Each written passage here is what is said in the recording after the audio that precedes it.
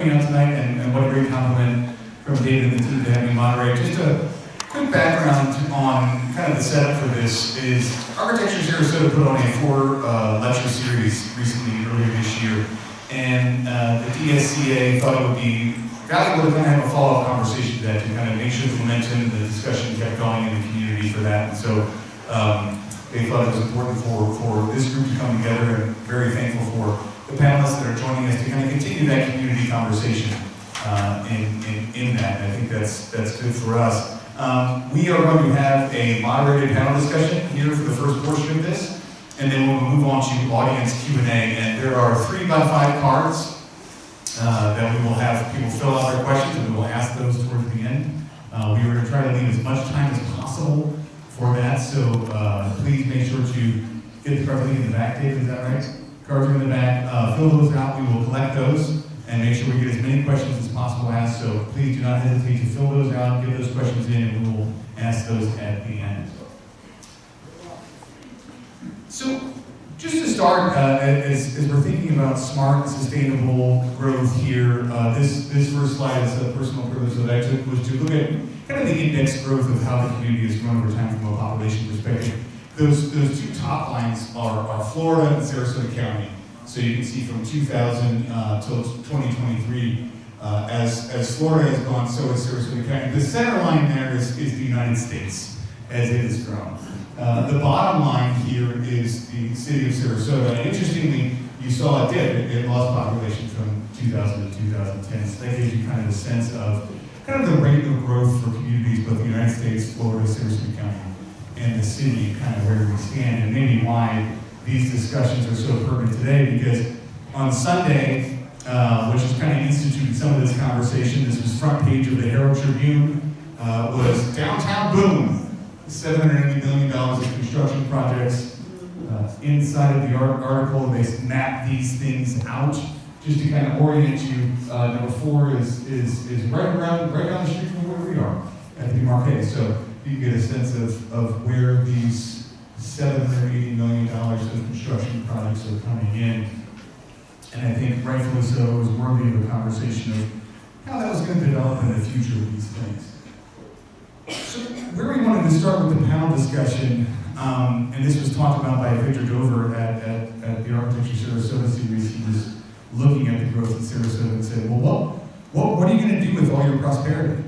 What are you going to do with this embarrassment of riches that you have here in this community? And so we wanted to open it to the panel discussion, and I'll start down with Craig. Of, when you look at the downtown area and kind of the surrounding areas, what would you qualify as the most important asset or the best part of this community? And you have a unique perspective of selling the community. And this isn't like a political forum. You don't have to say everything and please everybody. You can risk frustrating people. But what is it about the downtown? Well, there's no single thing, certainly. It's a multitude of things. Craig Sarasota with Premier Sotheby's International Realty. The biggest thing is the lifestyle. You look at wherever people want to go. They can live anywhere that they want to in Florida, right? And each city, each region has got a different character, a different feel to it.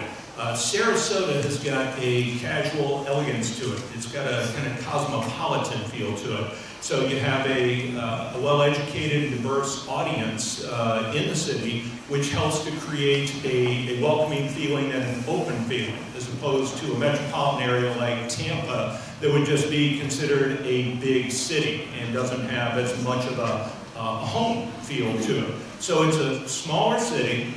A lot of people would consider it small, some might consider it medium, but it's a smaller city with big city amenities and with that kind of a livable and walkable feature. So downtown in particular, the walkability is critical to Sarasota. I think that all the aspects that come with that, the things being close. Downtown is one of the few downtowns that is centrally located and easy to get to almost everything, right? St. Armand's and Lido's 3.5 miles, Siesta's 6 miles. You can walk to Selby, the airport's 6 miles.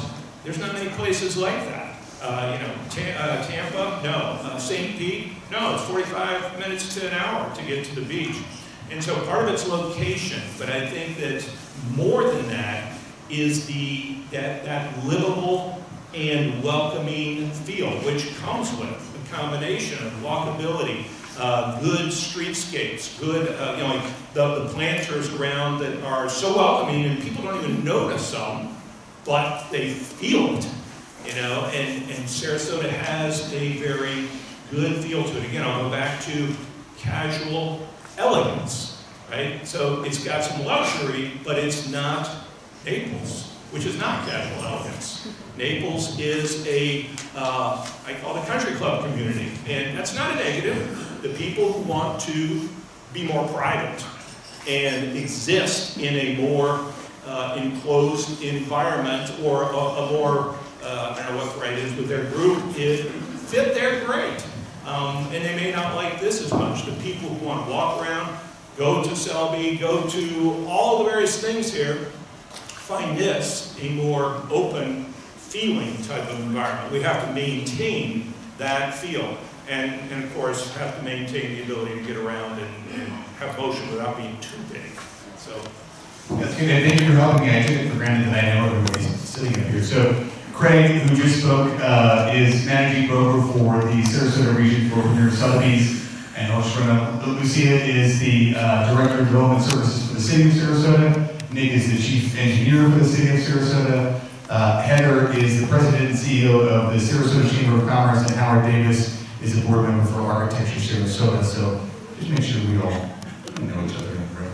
But Lucia, from your perspective, what is the best asset? What is it about the brand and the feel of Sarasota that makes it so special? That's a really good question. I think what Greg said was kind of what I was going to say as well. As far as being a small town, but with big town amenities, Sarasota has a unique culture and kind of sense of place that's different than anyone else. And I know that Andres Duwine really focused on that and talked about our landscaping and our streetscape, and just the feel of Sarasota is a lot different than anywhere else really. And it's happened organically. We can plan for it, of course, but there's a sense of space that comes with things happening organically as well. So I think it's that. I think it's the length of Main Street. I think is really something to be proud of too here in Sarasota. Something that makes it unique. Being close to the water as well as just being centrally located within the city. Now, the good mention, we'll keep wrapping around this with the Architect Sarasota, but something Craig mentioned was the plantings, and Andres Duwine talked about that. We also know the length of Main Street and how lucky we are to have such a long, blocks-long Main Street. So good for you. Nick? So that's a good question. And as far as some of the speakers talked about was the urban fabric and the pedestrian experience. The pedestrian experience is part of that. Livable streets, that's another thing that was discussed at the speaker series, more about recognizing that public streets are public spaces, and we want to make sure that it's a safe, friendly environment, and also making sure it's walkable, bikeable, conducive to transit as well, and the vision is to support a healthier, more connected Sarasota with a street that's not only functionally, but aesthetically living, inviting, blending retail, office, and residential space to foster a vibrant, inclusive community. Sure. If I think of one word that describes our city, it would be idyllic. Just walking down Main Street, we heard all four of the speakers talk about how truly special our Main Street is. And of course, it's the people of our city that make it so special, but I think just the planning that has gone into where we are today, something that we don't often talk about is just the safety of our city. To be able to walk around Main Street, downtown Sarasota, really at any hour of the night. I commend our city on last year not having one homicide. That's huge. There's no communities that are seeing that kind of safety track record. And then our great schools. The school districts play a tremendous role in a good, solid city. And then lastly, just the mix, and you mentioned it, of business to residents. That is what makes for a very healthy, robust community. When you've got people living, they can come, go to a coffee shop, they can go out to dinner, they can go see the opera. People can work in the city. They can get on their bike and ride to their job. That mixture is, to me, what really separates us from other cities, you know, especially more urban cities like Tampa, St. Pete, you know, Jacksonville. We do have such a solid mix in a robust, healthy business community. Can you hear me? So I had the good fortune of spending days, plural, with each of our 4 speakers. And I won't tell stories tonight, but it was a terrific experience. And I had also the good fortune of reaching out to each of them personally and trying to attract them to Sarasota, which was interesting discussions. We had 4 speakers on our short list, which we spent a long time at Architect Sarasota putting together. The question was, would they be interested in coming to Sarasota? We're not Paris, we're not New York, we're not even Tampa.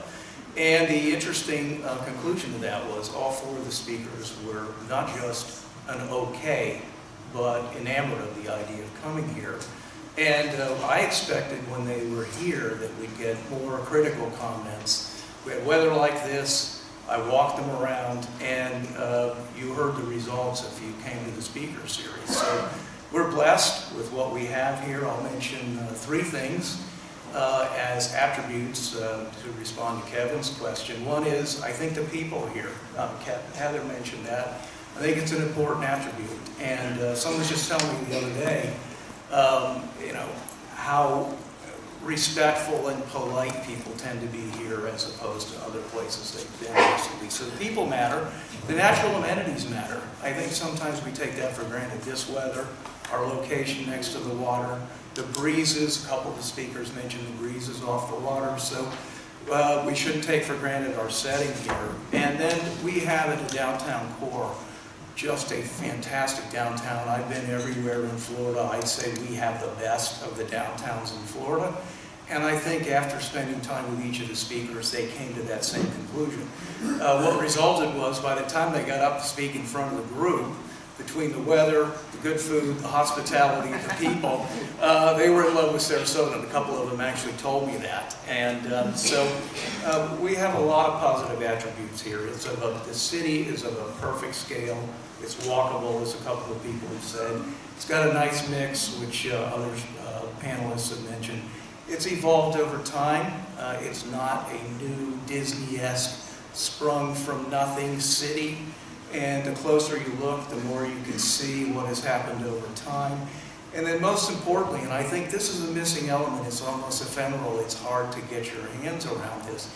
There's a soul to Sarasota, which you don't get many places. You're not going to have it at a mall. I don't find it in certain places out east of 75, which I won't name. And so that resonates with people, even though they might not be able to articulate it. So we have a tremendous group of assets to work with as we think to the future and move ahead. That's good. So let's start with Howard and let's flip it on its head. Okay.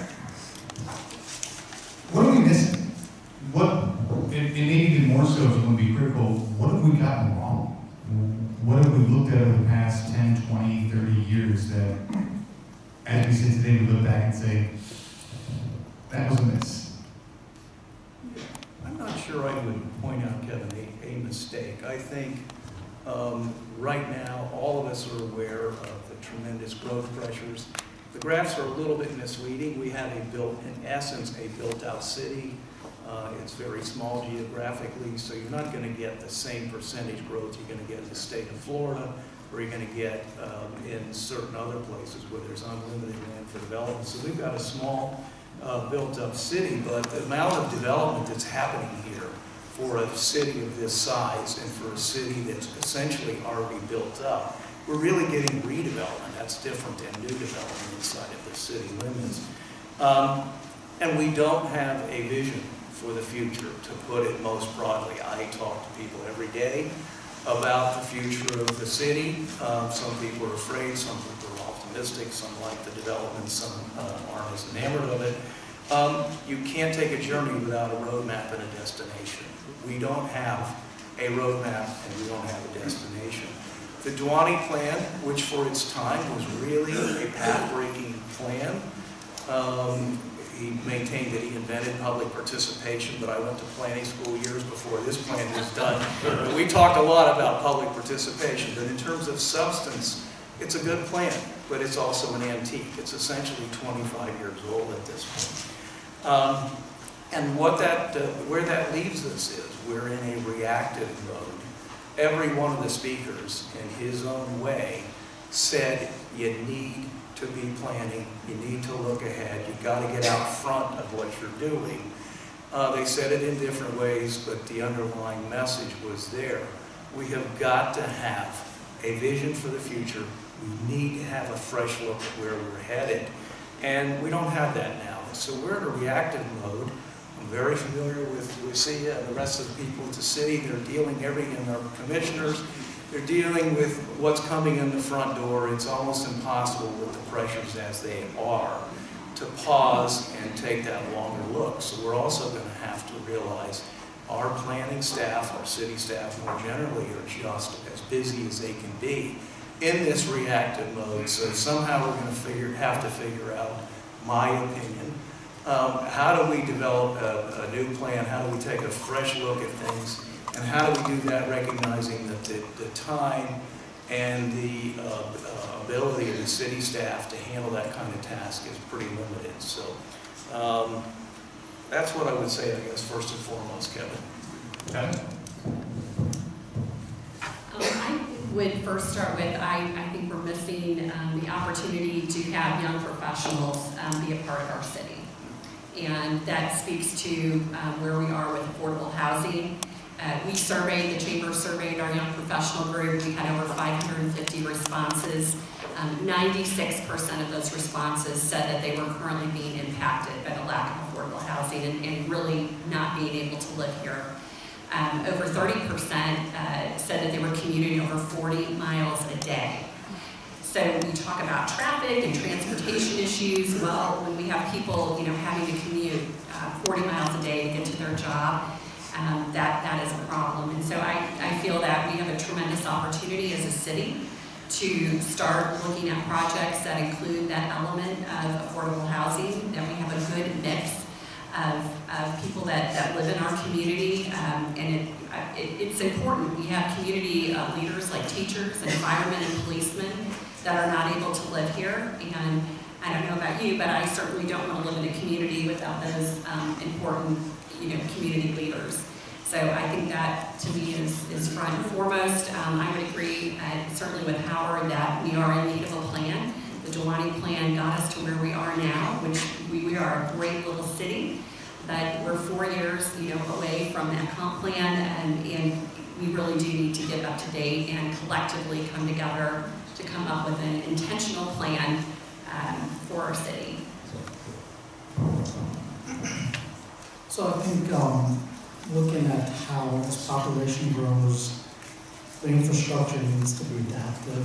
So I think that's some of the challenges that we need to be addressing. So the aging infrastructure, as well as the inflation and rising cost of construction, cause some of the issues as population increases, we need to make sure the infrastructure can adapt to that, can provide accessibility. So adaptive planning, budgeting, and exploring partnerships and grant opportunities is going to be how we're planning on addressing some of those issues. So with that, the Sarasota motion that was adopted in 2019,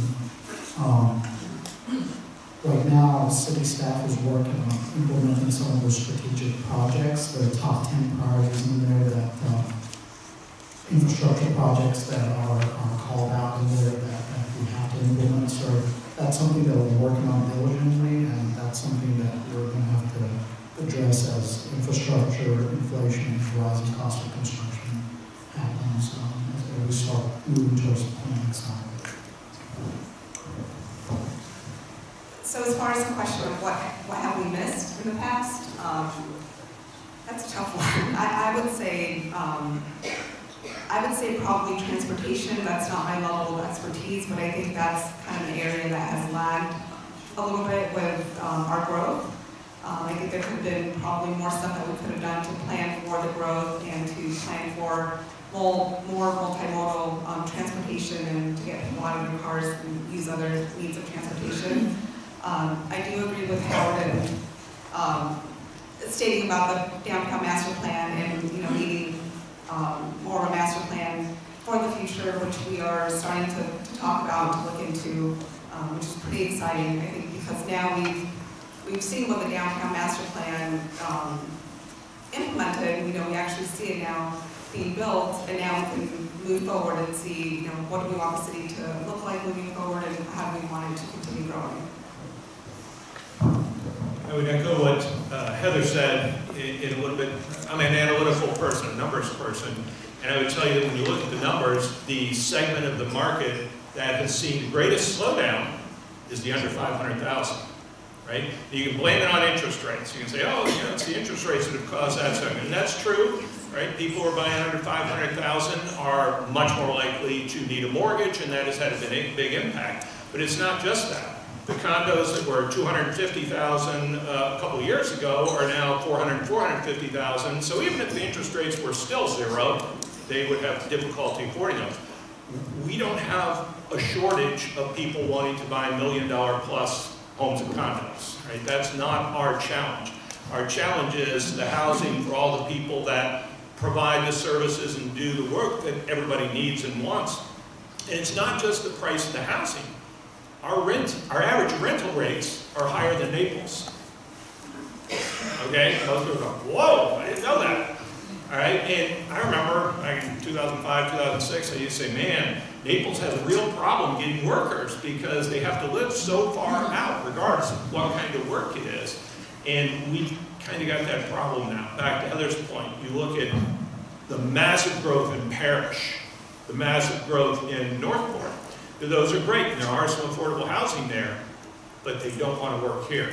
I've hired multiple admins this year, and as soon as I see they live in Parrish, I go, okay, let's pass on that one. We got to find somebody that lives in Bradenton or somewhere closer, because they won't put up with that drive for very long. And I think that's a long-term challenge for us. So the cost of housing in multiple different aspects.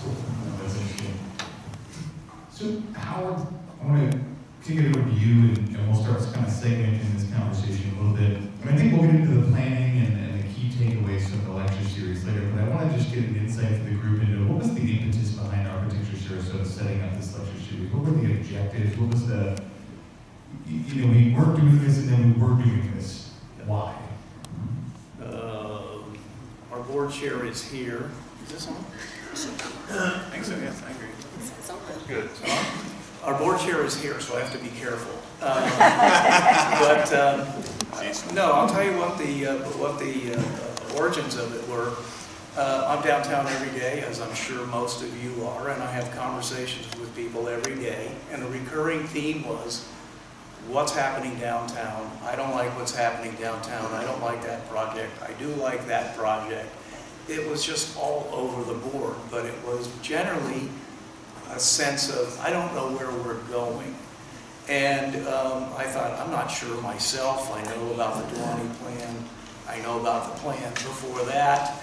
It's just something I do. But I thought, why don't we get out of this cycle and see if we can bring some different voices to town, some fresh perspectives to town, who can offer their unvarnished opinions on Sarasota, where it is, where it's been, and where it might go. So that was the genesis of the idea. I brought it to the board. It's outside of what Architect Sarasota has done in the past. But when I joined the board, I said, I'm probably going to be the person that advocates for rolling your sleeves up and getting your hands dirty with some affairs that are local affairs. And so the board said, let's go ahead with this. We compiled a list of speakers. And I spent most of my career in the Northeast, and I didn't want to bring down my peers and all the people I worked with there. So for me, it was new territory. I really wanted people that were familiar with the Southeast and with Florida, who might speak more directly to the challenges and the opportunities here. So we had a list of 4 speakers. It fell to me to reach out to the 4 speakers, and as I mentioned a couple of minutes ago, we were 4 for 4 with our preferred list. And so when they got here, there were really no ground rules, there was no coaching. It's let's familiarize you with the city, and then you'll get up and make your remarks. And aside from the 2 words that we said to them, apolitical and nonpartisan, stay away from that, it's not necessary when you're addressing these topics. We said, give your own varnished opinion. Tell us the truth about what you think. So it really was designed to bring new ideas, different perspectives from very seasoned people. And I hope that we succeeded in that, in those objectives. And we were just beyond gratified with the interest and the attendance to the Speakers Series.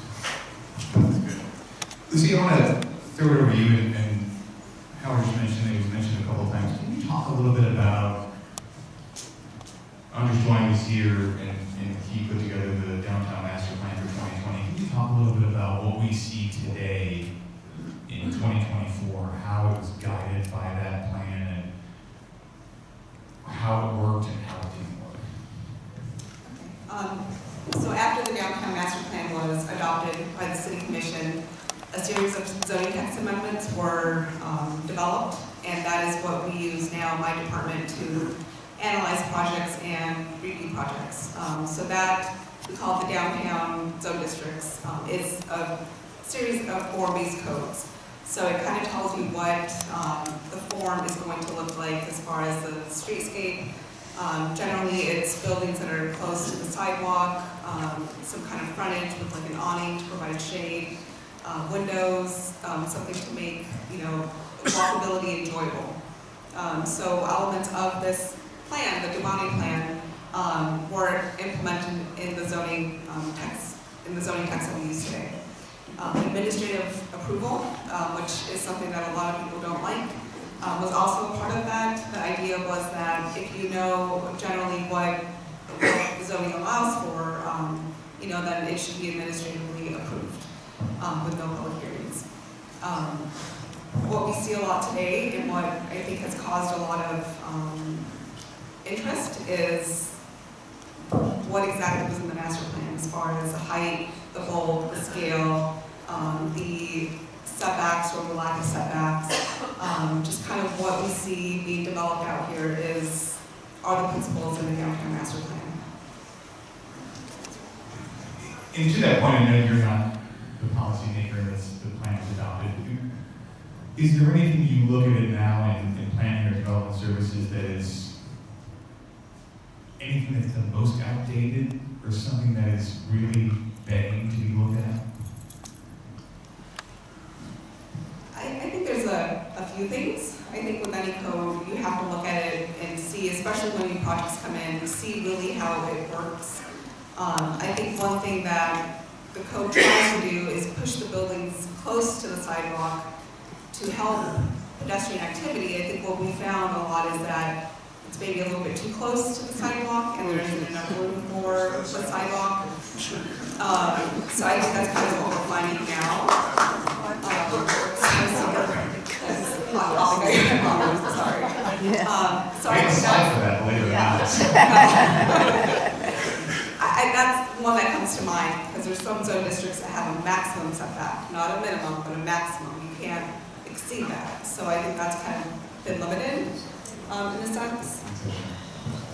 So I want to jump over to Nick for a second. Victor Dover wrote this book and talked about it, that the great cities are built around great streets.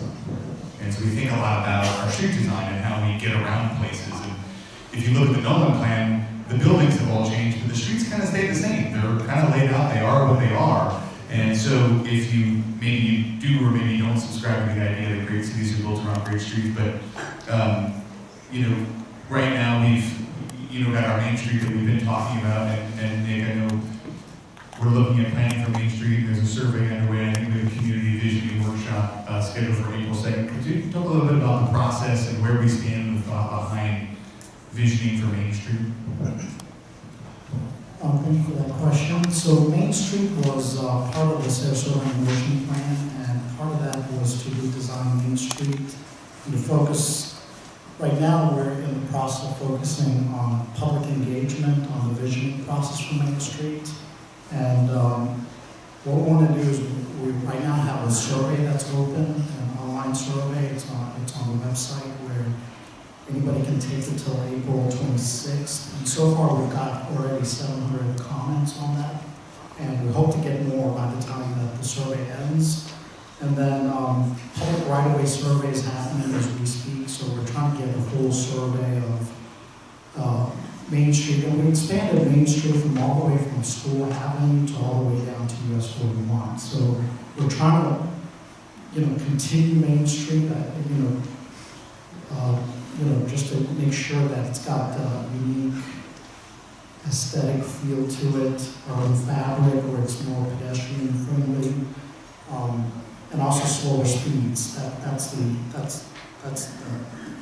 what we're trying to accomplish. And also we have a vision workshop that's on April 2nd, and that's going to be at the Southview Library as well. And we have an open house on April 8th and 22nd. And these sessions are designed for direct community interaction and feedback. So right now, what our goal is, as we try to get the vision of Main Street, we want to hear as much feedback as we can so we can start incorporating some of these ideas as we plan for Main Street. So we'll stick with you, Nick, because I think during the speaker series, and Howard, you mentioned this, there was a lot of, we talked about a little bit, there was a lot of compliment around Main Street. But there was not a lot of compliment around another street, which was Fruitville Road. And this is a streetscape of Fruitville Road, and something we've looked at for a long time, and going back to what Lucia just talked about in terms of sidewalks and being inviting, if great cities are built around great streets. I've never walked there. And it was interesting, Victor Dover talked about how Oakland, decommissioned an entire interstate. And then he talked about how Syracuse is in the process of decommissioning an entire freeway. And he said, hey, if they have to start with something really difficult like an interstate, and all you have to worry about is Fruitville Road, you can do it. We're about 5 years out from when the City Commission voted down a plan to reconfigure Fruitville Road. From a marketing perspective, the road diet may have been the functional equivalent of we have the worst study on the planet, would you like to approve it? But it is what it is. So can you talk about, urban planners seem to think that Fruitville Road is an incredible opportunity, and I know right now we're doing a traffic study underway, and is it something we may see coming forward in the CIP, and what are the plans for Fruitville Road? Yeah, so thank you for that. Fruitville Road, I agree, is a great opportunity for us to do something great. Right now, we're doing a traffic study, but our plan is to the complete streets concept. So what I mean by the complete streets concept is to make sure that it doesn't matter who uses the street, it's a safe and it supports mobility for all users. So whether you're walking, biking, using a scooter or a bus or utilizing a vehicle, you feel safe using the street. The other thing is aesthetic. I think there was a lot of discussion about shade trees. Making sure that if people want to feel that they can walk and feel comfortable walking down the street, we want to make sure that they got shade trees, and especially with the summer times and that aspects of it, and also an inviting environment. You want to make sure that the environment's very inviting. It's where people can, maybe potentially have sidewalk cafes if redevelopment happens, and people can walk through there. So that's some of the thought. And so right now we're in the preliminary stage of the traffic study, and we are also looking for funding opportunities. So the two things that we recently applied for were resilient SRQ funds to start the planning and design project of it. So that, I believe, is submitted to the county and is going to be determined in April if we were to get some of that funding from Fruitville Road. So that is in the process right now. So, moving a little bit of a different direction, but kind of involve a few other folks there. One of the topics as we thought about this was economic development and sustainability, and the strategic plan for the city of Sarasota has a couple elements in there which seeks to demonstrate economic sustainability and you know, create a climate that optimizes success. And I'll start with maybe Lucia with the city, and then I want to talk to Craig and Heather and Howard on, you know, the idea of what does the city see as key components for economic development and strategic plans around that economic development as we continue to grow, whether it's in residential dwelling units or outside of it? What are the central components that are necessary for the city to look at for economic development? That's a good question. I know that my department specifically doesn't really work with economic development. I know that the planning department, economic development, the division is expanding. I know that they're working on a lot of initiatives. They're expanding their staff as well. So I know that they are looking at a lot of kind of proactive opportunities, you know, to get businesses out there to come into our city in general, not just the downtown, but also our city. I know that a lot of issue that we've just been hearing, just like everyone else, is housing. People can't afford to live here. So you can't have industries, you can't have economic development if people can't be here and work and, you know, and do that. So there's been quite a few different initiatives that have been approved by the City Commission to increase density and to incentivize affordable and attainable housing. So hopefully we are going to see some projects come up to help with that portion of it at least. And Heather, maybe throwing to you from, you know, we talked about that at the outset, and maybe that's a part of it, but what does the chamber look at in terms of what are the core elements of an economically sustainable, maximizing success plan for the city in terms of business? Yeah, I you know, like I stated, I think it's that solid mix of industry and business to residential. And, you know, do we have a good mix of, you know, a diverse industry segment? Is it just retail and restaurants, or are there other jobs here? I think when you look at the density of housing, I think that's, you know, being able to increase density in areas where there are smaller units are created and young professionals have an opportunity to live closer to where they work. I think that has a tremendous economic impact overall. Craig, throw kind of you know, I know you sell outside of the downtown, but you operate down here. What's your perspective from as someone who runs a business here? So I'll take a step out to our friends out east in Lakewood Ranch. If you look at their business plan that they originally put into place, they have the live, work, and play concept, which is kind of a master planned, you know, niche thing, right? But they took it very seriously, and the reason is they knew that to live out east, you were probably, to attract people to go out east, you were not going to get the beachgoers, the people that were here on vacation or short-time rentals and stuff, right? So they had to have an extremely strong business community to pull the residents to live there also.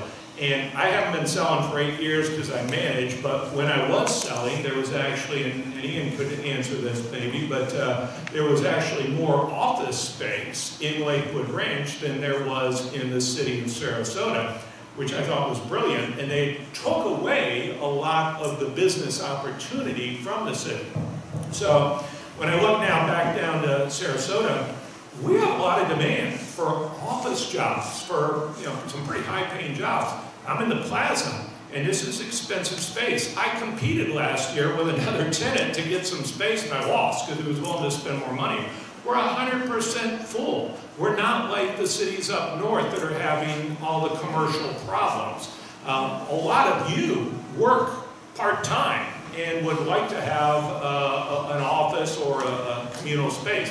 I guess what I'm saying is the focus on redevelopment is not just streetscapes and restaurants. It should also include the element, the opportunity for additional businesses of different formats, Because if you bring in the businesses, you bring in more jobs and more money that feeds and fuels your own community. So look at Fruitville Road. She's ugly. A lot of different opportunity there for redevelopment. Already, nothing's facing Fruitville Road hardly. Now you're starting to get a couple of things that are. But in my mind, I look at that as, are you going to build condos facing Fruitville Road, or maybe you should be building some things that would fuel jobs on Fruitville Road. So I would like to see that component of it into the redevelopment. It's good. And Andy Howard, to that point, I think when you and I first met, you were building the Boulevard of the Arts property and bringing business into the area. So as someone who's built there and has that perspective, what are your thoughts there? Well, you know, I came from a place where you started when you were describing your project by telling everybody how many jobs would be created. So when I came down here, one of my very first tenants, in fact, in that project, Kevin, was an actual software firm with 28 employees. They were right out of Central Casting, would have fit in any of in Boston or Silicon Valley. I went in, I said, we're bringing a software firm to downtown Sarasota with 28 high-paying jobs that require a high level of education. It landed with a thud. And I realized after that discussion and others, that's not what's appealing here. I've not talked about job creation in connection with any project I've done since then, because it doesn't have the same resonance it did when I was in Boston. And I think it should. I think we all agree with that. And we need to be creating different kinds of jobs. So we have service jobs. We know there's a housing problem. We need jobs that retain the people that go to school here. We have some great schools right up the street. But you know, most of those graduates graduate and leave. The people I know whose kids grew up here, their kids are almost always somewhere else where the job opportunities are. So creating a job base that allows us to retain the graduates from these colleges, or for the kids who grew up here and went to college, allow them to stay here and live here, would be fantastic. And it's not really on the public agenda as it should. The other thing I would suggest, and again, it's kind of like the weather and the beautiful waterfront location, we take it for granted, is we have an incredible base of cultural organizations in this city. First, we should fight anytime anybody wants to leave, in my opinion. But secondly, we need to recognize how much value those organizations bring to all aspects of life here. The quality of life is, to a certain extent, in some cases to a large extent, influenced by those organizations and institutions being here. It stuns people from out of town, all four of these planners. One of them lived for a while in Sarasota, so I'll say the other three were just absolutely stunned at the concentration and the quality of the cultural organizations here. We need to be very conscious of that. We need to build upon that. In many ways, that's our brand. And so we shouldn't treat that lightly. We should be very intentional about supporting and growing those organizations. We should be very intentional about creating a job base that allows kids that go to school here or grew up here and went away to school and want to come back. Let's also try to accommodate them, and I think that requires some thought. It doesn't happen by accident. If I can just echo that, you know, again, selling the city. This is front and center. I don't care if you never go to opera or never go to ballet.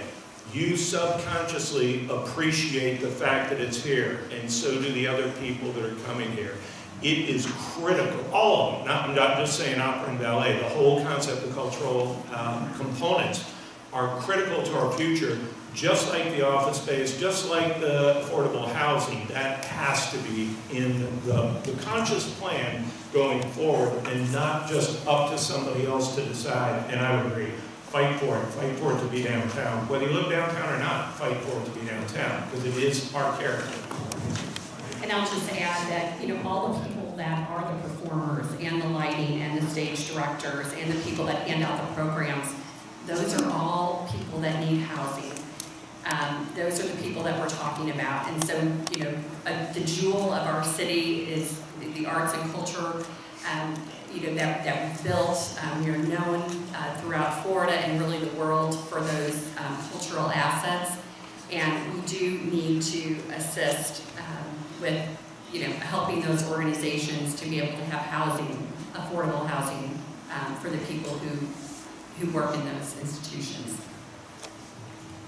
So, Lucia, lucky you, all of this kind of comes through your wheelhouse. And I don't know if you'll turn around and see if you can describe what this building is that's being built right now. But I know you spoke to the DSCA board last year about the roles and responsibilities of your department, and it'd be good to give the audience either any updates or any, you know, kind of the machinery behind how all of this comes. Yes, so that picture is a rendering of our new building that's currently being constructed. We refer to it as the one-stop shop, although that we're still looking for a name for it. It's on 2nd Street, on the south or northwest corner of 2nd and Orange, across from City Hall. That's going to house on the first floor utility building, and then on the second floor is second and third floor is going to be development services, so building, permitting, code compliance, local business tax, foreclosures, vacation rentals, which is expanding, development review, zoning, and then the fourth floor is going to be planning. We also have a utility engineer and the engineering division for public works that's going to be there. So the idea is that anything to do with development, permitting, development review, entitlements, zoning, anything that you can think of, you can go there and talk to everyone that has a hand in the process. So that's what we call it, a one-stop shop. It's going to be a good place to come and be able to speak to staff, see plans if you want to, or, you know, open to anyone, public developers, etc. We're going to have better space to be able to help the public and help you know, applicants. So we're really looking forward to that. We do, like Evan said, we do process building permits and development review applications. So everything kind of goes through our office, and using the codes that we have, we review it against, you know, the codes to see what kind of process it has to go through, or what's permitted. So that is a picture of our new building. We are really, really excited. I think the level of service is going to increase dramatically once we move in. And we're expected to move in the middle of May, so 12 months. So, talking about the process. So this is right down the road here, that's the Demarque, right? So it's no secret that the city of Sarasota is in greenfield development. This is development inside of a core where you're developing in and around already development things that we done. This is redevelopment. It's not, and that creates some challenges. And you kind of see it, 1350s right there as you walk through. There's things happening around the fabric of the urban core, and I'm going to do something moderators normally shouldn't do, which is inject an opinion. Usually you're the conductor, you're the man with the stick, you just move the conversation on. You can't put 5 people at the table and say, hey, start talking and let's see how it goes. But I was talking to some folks that I know downtown and some people on the board, and my opinion and what I heard when I started talking about some of this stuff is that the city prides itself, it's got this organizational charter, the citizens are at the top, right? Everything rolls up to the citizenry, those are the bosses. They don't feel that way. They feel kind of down here in the center somewhere with a dotted line. I don't even know what the dotted line on an org chart is, but they feel the dotted line thing. It's not the straight, it's not the connected line, it's somewhere else. And I'll summarize what I've heard. I tried to, like, you know, kind of connect the dots here, and I want to just see if we can talk about those things, and I'll name them. You don't have to, you know, neck around the thing. But I think that those things that Demarque was a good part of one of them is, you know, and this is the process, and I think it's good for the folks to understand this. And by the way, I spent 8 years on the Sarasota County Planning Commission, and this is not mutually exclusive to the city. The county residents feel the same way, so you're not wrong. So how does this work when you have these staging plans where you're shutting down sidewalks and you've got nets that there's a net. It's perfect. It's right outside the window there. There's a net, kind of blocking things that are going on. How do the citizens and what kind of engagement do they have, and what's the process, and what's the communication, and how do they know when sidewalks are shut down and when things are put above them and they're walking and it's strange and there's going to be noise? Can you kind of speak to that as a core, what I gather to be kind of the core angst? Is that the right word? Angst. Yes, so specifically to staging plans, they're required for commercial developments and single-family developments over 5,000 square feet.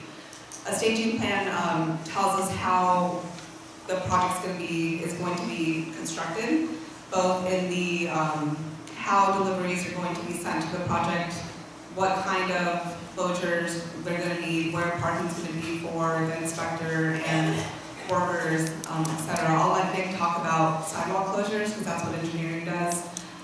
But our plans are always open for the public, to view. There is a map on the website showing street closures, so you can look to see what sidewalk closures are going to occur and when in street closures as well. So I think that's kind of the best way, I think, to stay informed is by looking at the map. But also knowing that if there are any questions, you can always contact our office and we can, go over the plan review and go over, what the idea is for construction. We always try to minimize sidewalk closures and street closures, so that's why you see the nets with, for protection, so the sidewalk can stay open as much as possible. So I can let Nick talk a little bit about the sidewalk and street closures. For sidewalk and street closures,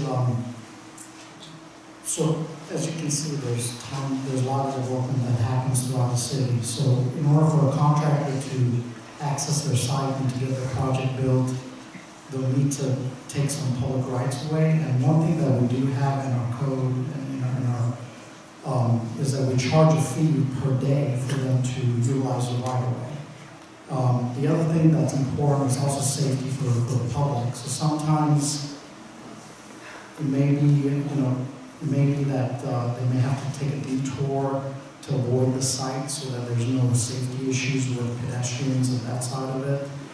However, the key is that we want to make sure that these developments and these projects get built as quickly as possible. The sooner they get it done, the sooner the sidewalk and the streetscaping and all those assets can be handled as quickly as possible. So in an urban context, it's really difficult for contractors to really build their sites and that side of it. So that's where you see some of these contractors utilizing the sidewalk and the right of way. The other thing is that we do have a GIS map for roadway closures as well as sidewalk closures. It does have the plans in there. It's on our website, so if anybody has any questions, we can certainly look at that. But we're also going to meet with anybody that has any questions or concerns or see these safety issues as they go to the city.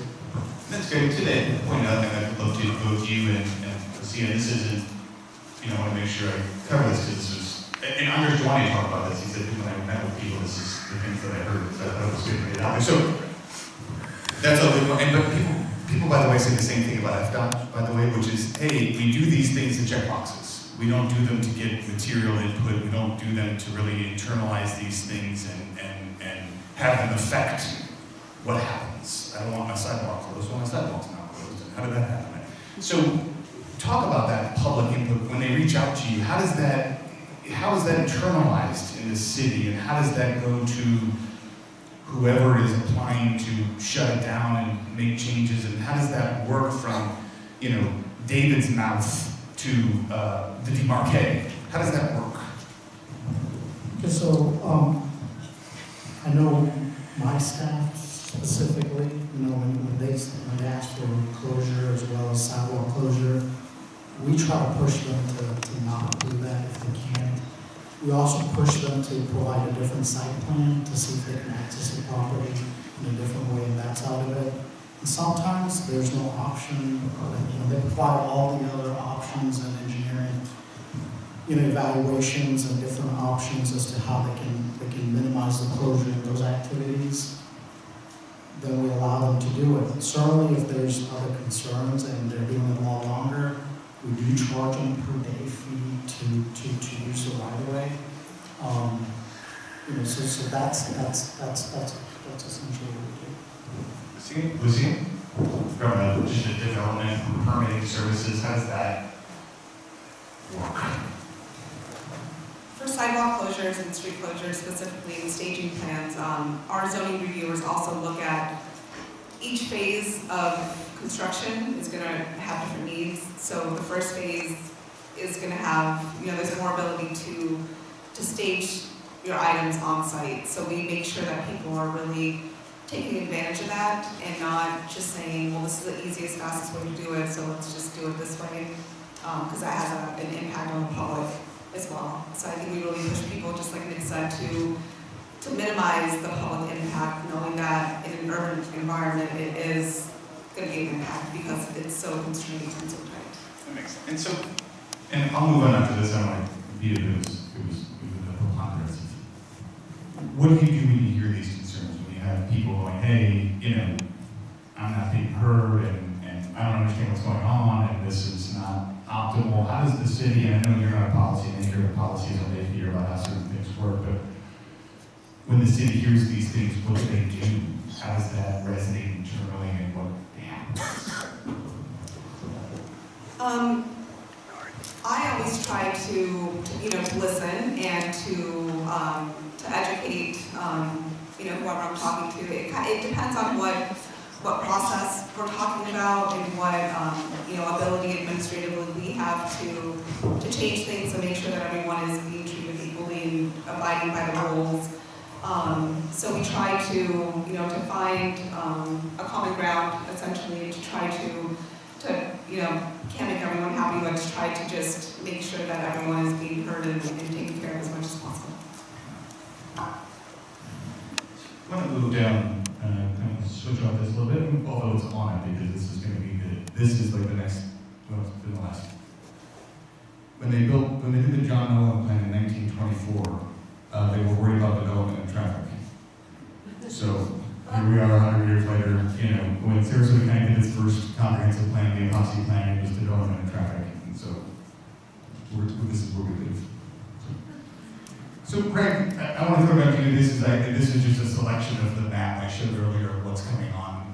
You talked about it a little bit, but I want to ask, from a community planning perspective, we have a lot of people from outside the community coming in the community, they're going to fill a lot of these places. Does the community bend towards what you're selling currently, or when we hear new people coming down, wherever they're coming from, they have these ideas of what was really romantic about where they came from, and how do we think about the future in terms of how are we going to sell all these places? Is it sold on what we have or what we're going to be? How does that work when you look at all these opportunities coming from sales? I'd like to tell you that there was a lot of forward thought on that, but I think people, for the most part, are looking at what we have right now and a belief that it's going to continue to be a good quality of life. So they look at the future being the Bay Park. That's a huge factor that comes into play for people's decisions, not just if they're buying in the Clay, but if they're looking at anywhere in the area, because it does bring an element of you know, the entire lifestyle, the nature lifestyle. So people look for those big things, but they don't look at specific, you know, well, what other building is going to be built, you know, 5 years from now or something. They look at nature, walkability, lifestyle components, and they do want to know that that will continue. Does that answer your question? That makes sense. And to that point, though, that's good, and everyone, it's come to you. So how does the business community think about it? If you have this coming, how is it planning to adjust and react and adapt to the fact that, you know, that line is going to start doing, despite Howard calling me out, which I don't want to do, is, you know, when we're going to have these increases, how are we ready to prepare to, when they get here, they go, this was the right choice?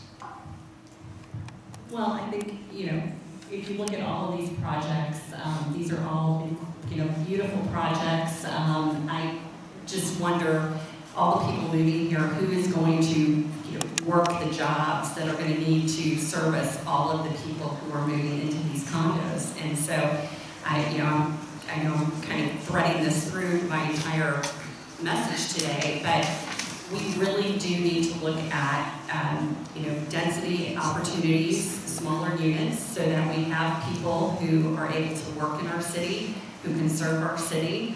It's exciting. These are all, very, very impressive projects.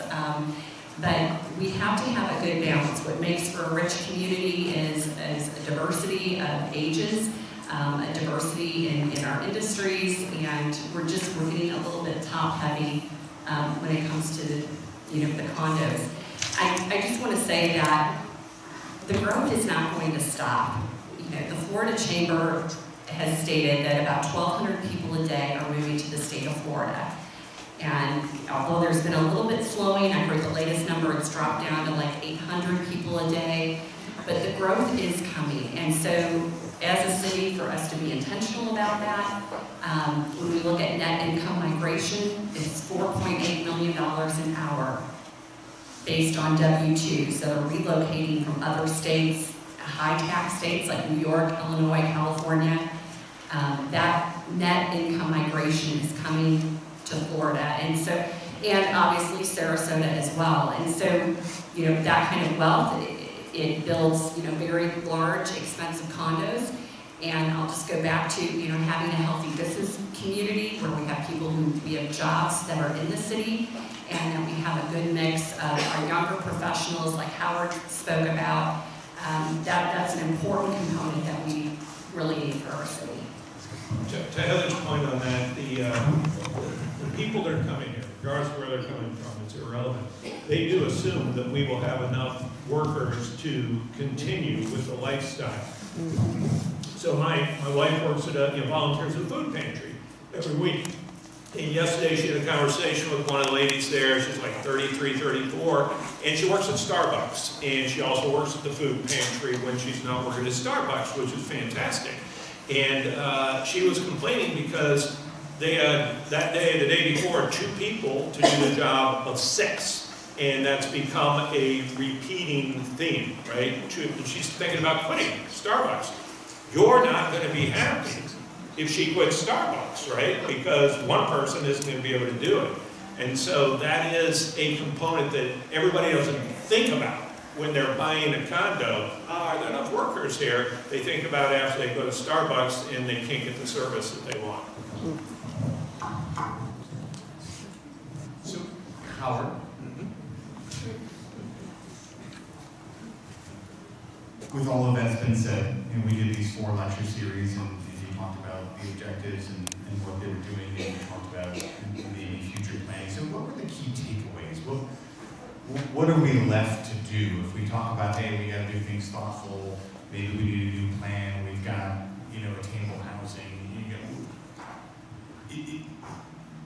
other than those being very nice evenings, and they were very full room, congratulations. What do we do? What were the takeaways? How do we, why not just do another one of these in 5 years and keep doing them? What do we do with that? Well, there were some themes and some threads, I think, that ran through the speakers. One of them was, and one speaker actually, I believe it was Victor Dover, actually said this: we have the problems of prosperity, which I think at one point or another everybody on the panel has mentioned, which is not something that if you do what they do, you see all the time. There are many places in this country where they're not facing problems associated with growth and with people who can afford $1 million condominiums. So it's a different sort of thing, and it pushes the housing prices up. That's part of what's going on here. It makes it more difficult for regular people to live here. It leads to traffic and congestion, and it changes the character of the city.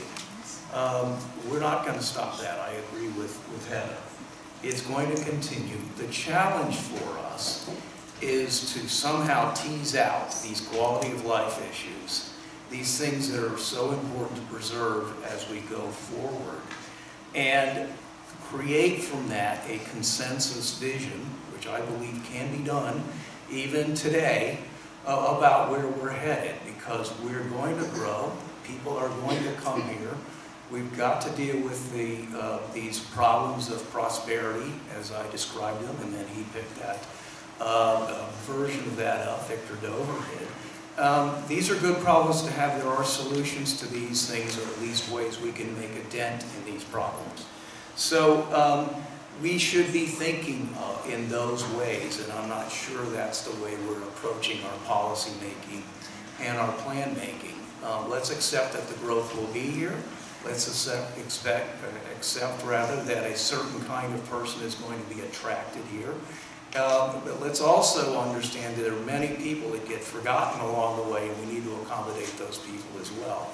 We can make the future that we want.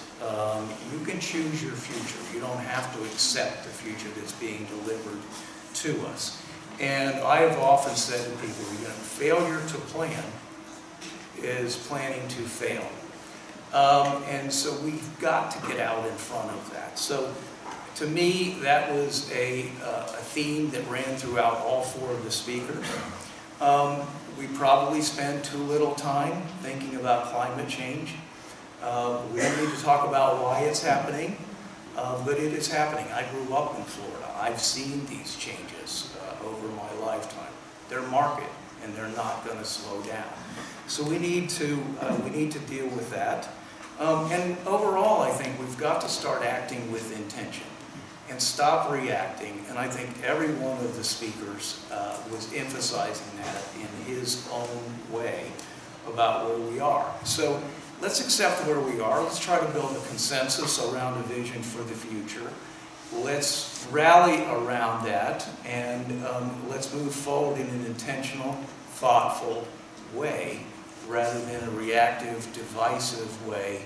And I think all of that is possible, and I'm so happy to see everybody in the room, because your level of interest in this is indicated by your presence here.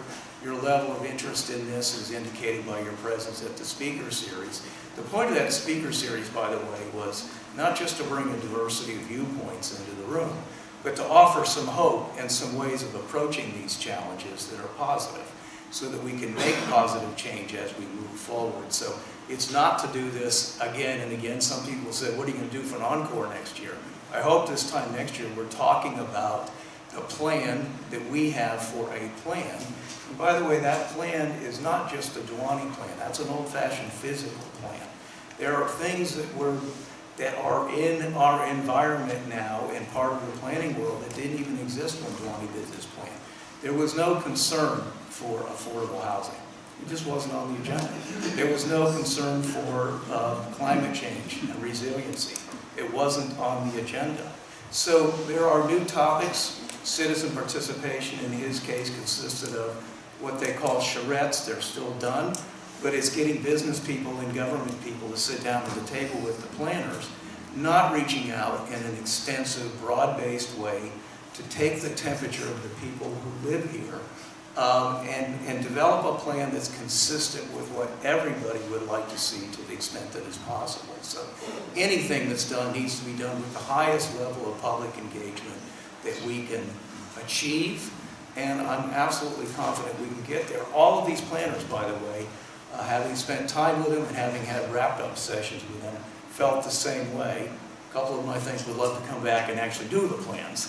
That's a different topic. So before we move on to the audience questions, I want to stop right there. You said something I thought was pretty important, which was, hey, divisiveness and things that everyone can get behind. And Mitchell Silver was really interesting in his talk here. He said you want to move at the speed of trust. And one of my favorite articles, it was written in 1998 in Sarasota Magazine. It was called, "Why is Sarasota So Cranky?" Dan Humer answered. And it's talking about the divisiveness of Sarasota. And it seems like we're back to the future all the time, right? Of mutiny at City Hall and all this stuff. And so, briefly, because I want to make sure we have enough time, we're at 5:45 now, but for the other four panelists, how do you do that? Why is there this, everybody is out to get me? There's the city, there's the builders, there's the residents, there's these things, and everybody hates each other. And you back in earlier, and that was fine. I took it, he told me I couldn't ruin the community anymore that I did when I was on the planning commission. That's fine. That's fine. But how do you do that? What do you do with this? So President to say that when Devani's plan was being kicked around and discussed, this conversation was pretty similar, and there was a lot of objection to it. So you have to lay it out there. You got to give people the opportunity to have a voice, to have a say, and not just shoot their mouth for the fun of it. Listening to them, you have to take it in. So those charrettes and those events have got to be taken into consideration. That's what people want. They want to be heard. They want to be considered. They don't have, most people, there are some people, but most people accept that they're not always going to get their way. What's my desire, your desire is going to be a little bit different. And I would accept that as long as I had a chance to be at the table. Lucy, any thoughts on that? I agree with that. I mean, I think making sure that the outreach is there for everyone in different ways. You know, a lot of people can come to City Hall to express their concerns. Some people can't. Some people work during the day or just, you know, physically can't get here. So I think establishing different opportunities in different areas for different people to get involved is extremely important.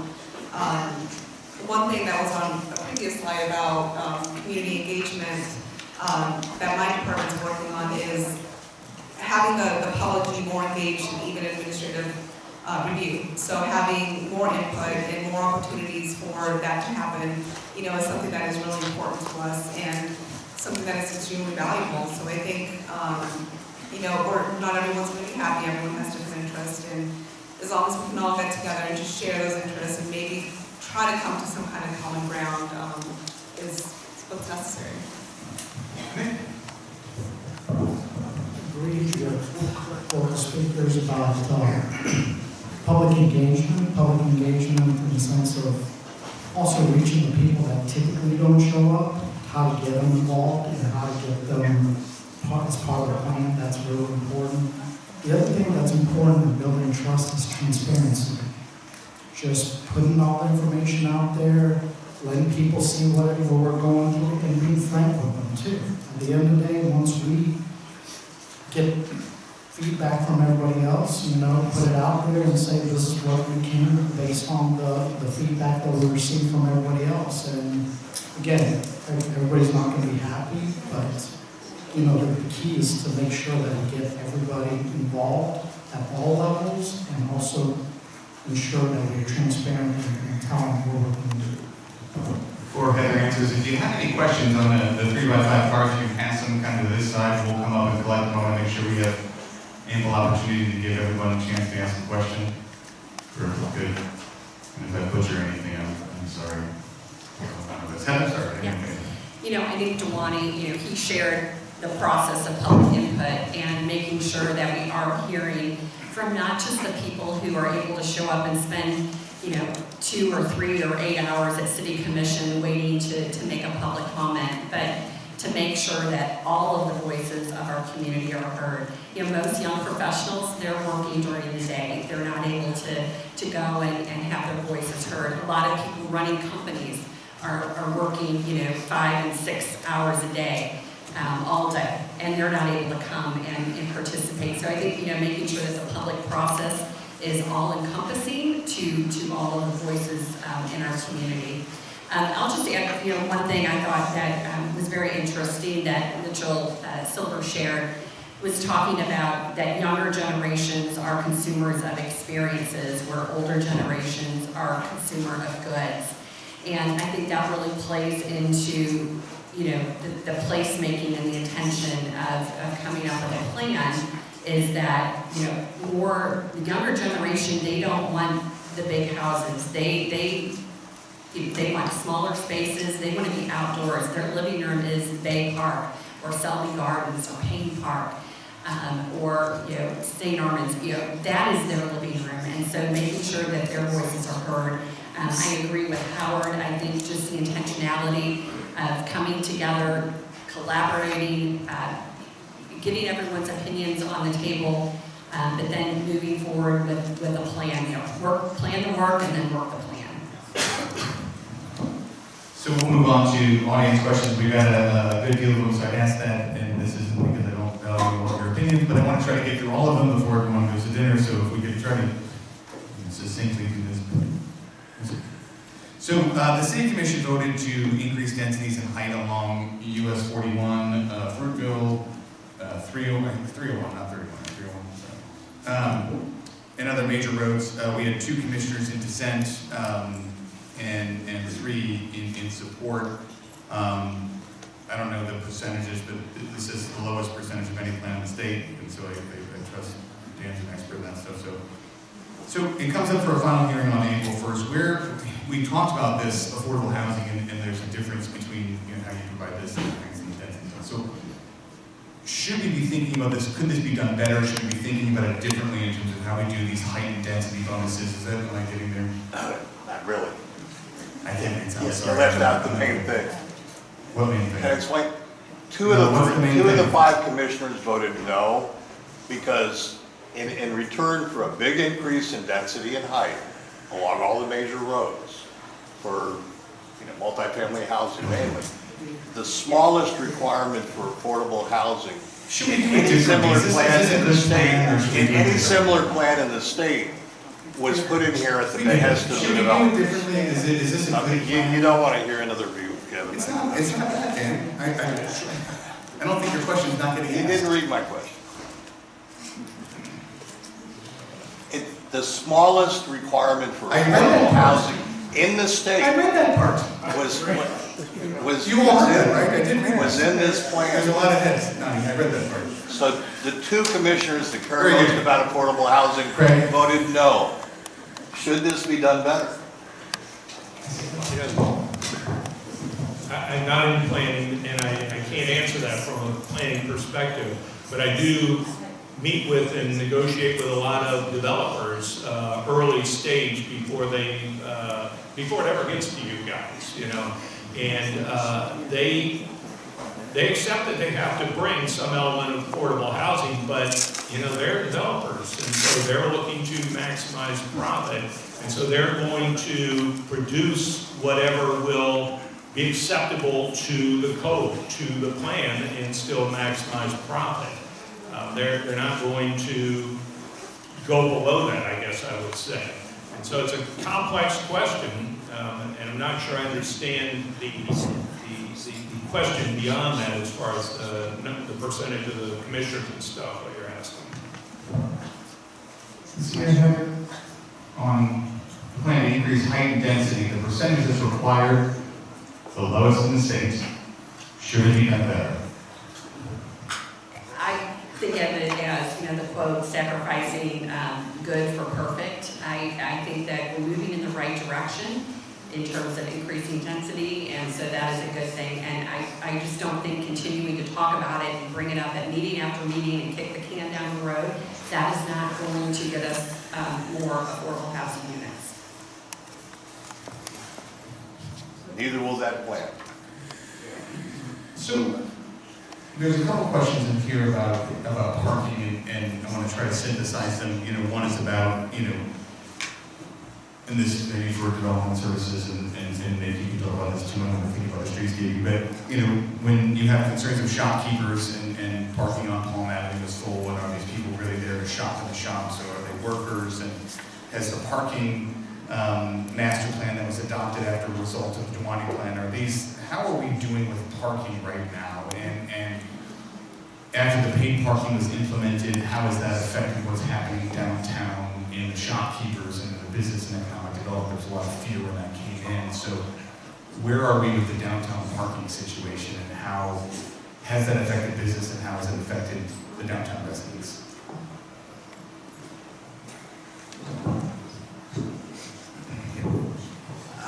That's a good question, parking in general. I think it's a good question. I think in downtown in general, the area that we're seeing the biggest need right now is the Rosemary district, because there's a lot of businesses that are opening and not a lot of parking. Our downtown code doesn't require a lot of parking, because the idea is that people will walk there, or we'll have garages, more public parking for people to park there and then walk to the establishment that they're going to.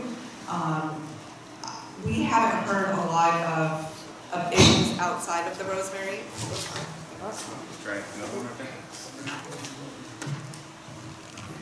We haven't heard a lot lot of issues outside of the Rosemary district, so that's really where what we're hearing is concentrating. We do have a few developers that have come to us wanting to develop parking, so the need is, I believe it's going to be met soon, hopefully. We do find that a lot of developments overpark what is required, so it's kind of market driven, I would say. Burns Court is actually another area that more parking is needed. The planning department is looking at how to maximize parking and where else we can find parking.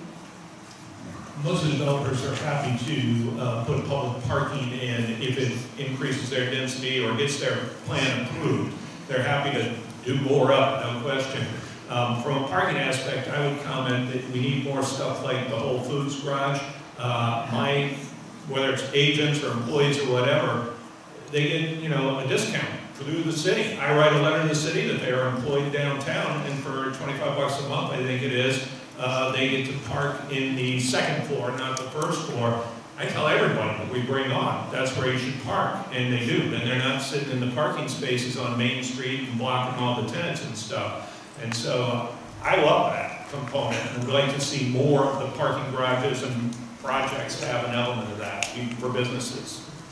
So, to that point, this is another question that came up, but, counter to maybe parking, have we ever thought about completely blocking off areas of the city to vehicular traffic and making perhaps sections of Main Street pedestrian only? Not just during festivals and fairs, but it's no longer allowed. Sure. I believe in the past, Main Street was talked about to do that concept.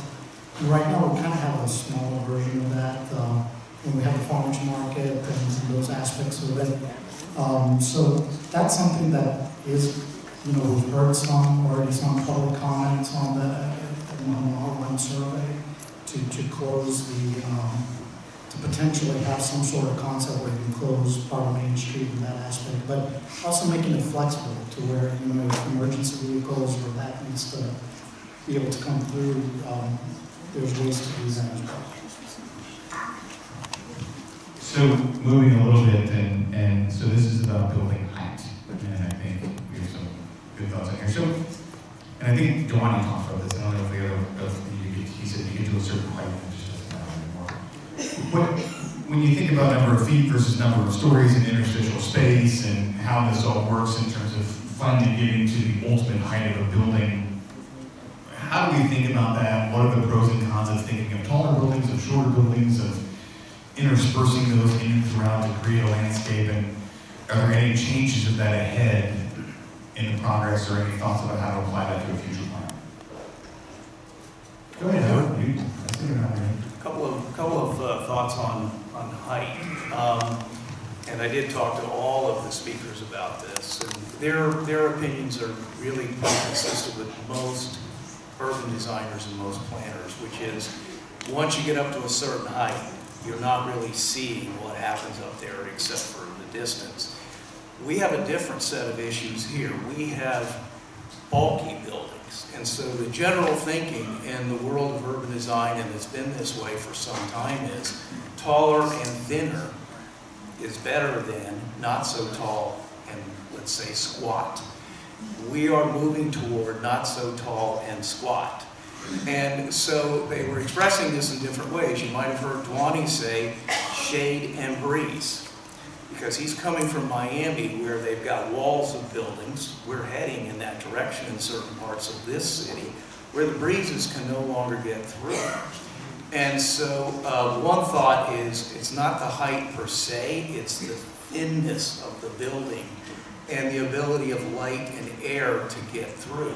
The other thing, and Victor Dover wrote an entire book on this, is what really matters is the experience that you have at the street level and making that as good and as high quality as possible. We have a lot of room to move in this city in terms of better design at the street level. When this Dwani plan was done, that was at the beginning of that thinking. In the 25 years that have elapsed since then, there's been tremendous progress in how to have better architecture, better planning, more variety, more interest at the street level. So the general thinking, and I think with the exception of David Houle, who's not really an urban designer, but the other speakers was, it's not height per se. It's what's happening down at the bottom. We've got some good examples. We've got some not so good examples here. But the good examples aren't coming out of this code necessarily. They just are happening so that we could plan and code our way to a much higher quality, what's called the public realm. That's the streets and, you know, the U that is shaped, the streets and the two sides around our streets. So we can make great progress there. And instead of 10-story buildings or 18-story buildings running, for instance, all the way up the North Trail without gaps in between them, maybe there's a way to come up with a way to make these buildings, I know it's probably not a good thing to say, maybe they're taller if they're thinner and more elegant and they have more variety at the street level. So I would say that's pretty much mainstream thought in the planning world in 2024. I believe there's a lot of merit to that. We don't have codes now that really encourage high-quality urban realm and possibly trading height for elegance in the form of thinness to let light and air in. So again, these are areas that if we went forward, we could explore together. And to that point, maybe I'll throw in to see if, you know, and this is a question that was here, is and this maybe for the future plan or a current, is there a three-dimensional plan of Sarasota? Is there something that can help people understand, not from a charrette or a schematic, as they're going to be experiencing what's coming? And is that a useful idea? And do we have that so that when people are looking at potential things moving forward, they can experience that from the street level? That's a really good question. We're actually starting to work on getting the information for the base level, pretty much knowing what the elevations are on the ground level so that we can put, or developers or the city who's ever working on a project, can put their project into this map that we create so you can see it in 3D and kind of move around and get a sense of what it's going to feel like instead of just looking at it on a plan because it's hard to imagine. So yes, we are doing that. I think it's going to help a lot to really get a sense of what a project is going to look and feel like. Right now we are requesting renderings because that does help a little bit in a more of a 3D kind of vision of a project. But yes, we are working on that project and I think it's going to help dramatically. It's come a long way from here's what a 6-foot person looks like next to this building on a block away from Stick figure. I would say people pay the premium for views, not for height. They don't care whether or not there's 2 feet or 4 feet in between, they care what their view is. And so that's obviously the main goal because of being able to get a premium. But the other factor that I think is important is there has been a transition in the last 5 years or so. 10 years ago, nobody wanted to buy a downtown condo unless it had a view of the water. That is no longer true. People are more than willing now to buy a downtown condo that is not sold as a water view condo. And as long as they have the livability, the components that they're happy with, you can look at some of the buildings at the Quay that are selling quite well, even on the units that face inward. And so that may produce an opportunity to not focus just on height, but it's on the lifestyle below. The Mark sold very well, right? It was one of the great selling building, and it was, what was their tagline? Downtown is downstairs. Cool. That's a large part of our market now.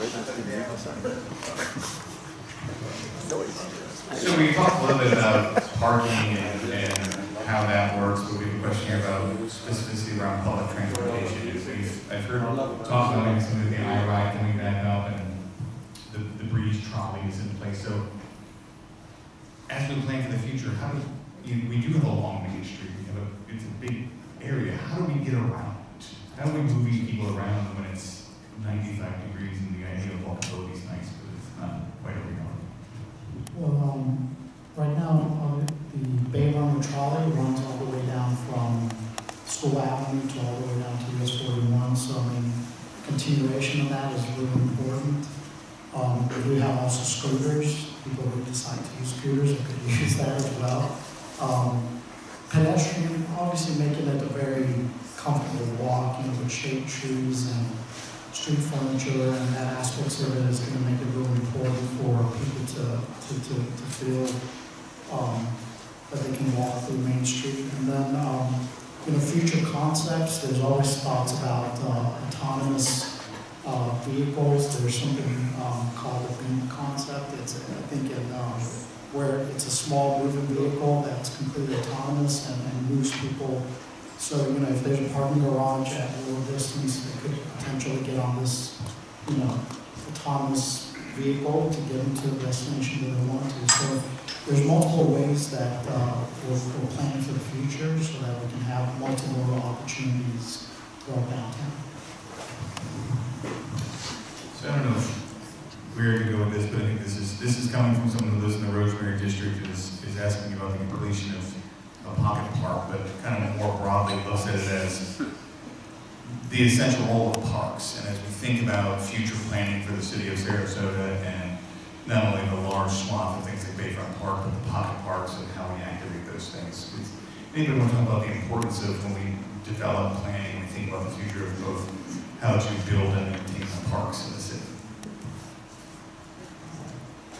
I would just say that, you know, every single speaker that Howard, that we had, brought up parks and green spaces and the importance of that, and that, you know, design, that's not something you do on the back end. Designing parks and green spaces has to be done. It has to be part of the process from the very beginning. And so I just think, you know, going back to my comment about the younger generation and experiences, and the street level concept of what people are seeing when they're at the street level, I think that really is important and comes into play. And to kind of add to that, making sure there's connectivity to the parks. Like right now, we're working on a project on 10th and Boulevards at Arts, making sure that we're able to provide connectivity for people to get to parks and that aspect of it. So, you know, that's something that's really critical, as well as right now, recently we also implemented the Parkway program. That's more for sidewalk cafes, but it could potentially expand to pocket parks and that side of it in the future. So that could be something that could be in the planning concept of it. So, somebody wants to make sure that American Express can be accepted on the parking meters, and I'm gonna put that to the city. I don't know if they're I appreciate the desire. And I'm not making fun of it. I get it. It's I know in years past it was their high fees that people didn't want to take American Express, but anymore I don't know what fees they charge. But there's no reason that people can't use American Express. So I'll just hand this to you and see. She wrote it down. So we've got planning and things happen, but this question I think is well placed, which is, okay, but what happens with code enforcement? What happens when we have plans and things go wrong, and especially during construction and noise is happening outside of the hours they're supposed to happen, and there's dust everywhere, and things aren't working, and there's noise, there's, you know, the bands are playing past midnight or whatever they're allowed to play. How does code enforcement play a role in making sure when we have these processes, we have these plans, and we communicate this trust, and we build these things out, and then afterward people go, well, it was all for naught because this didn't happen.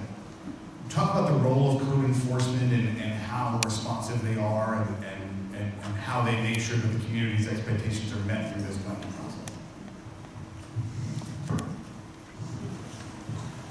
So noise is governed by the Sarasota Police Department, not code compliance, so I just want to make that clear.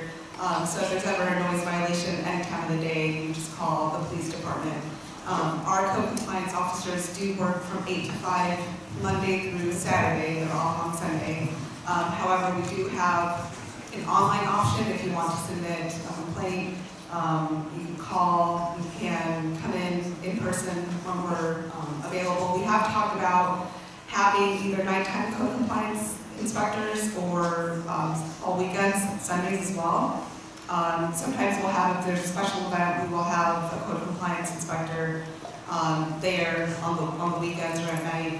But we have talked about if there is a need for nighttime inspectors or Sunday inspectors. So that is something that we're talking about. If the, commission directs us to look into that, we definitely will. I know I can see the need. I've heard of it, especially with, some of our conditional uses and things that might operate after hours that we don't know about.